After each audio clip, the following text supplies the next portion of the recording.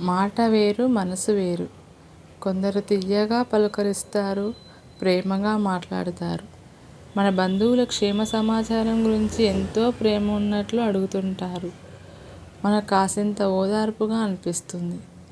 తియ్యటి మాటలతో సరిపెట్టి ఎక్కువ మార్కులు కొట్టేస్తారు. మన చేత పనులు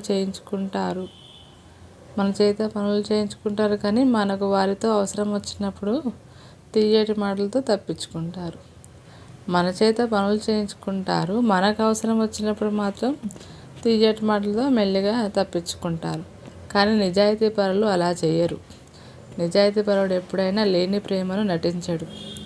కావాలని తియ్యగా మాట్లాడే ప్రయత్నం చేయరు. ఎప్పుడూ ఒకేలాగా ఉంటారు నిజాయితీ పరులు. తను సహాయం చేయలేనప్పుడు సానుభూతి మాటలు కూడా పెద్దగా మాట్లాడడు. తనకు వీలుంటే సహాయం చేస్తాడు లేదా మౌనంగా ఉండిపోతాడు. నిజాయితీపరుడు వీలుంటే సహాయం చేస్తాడు లేదా మౌనంగా ఉండిపోతారు.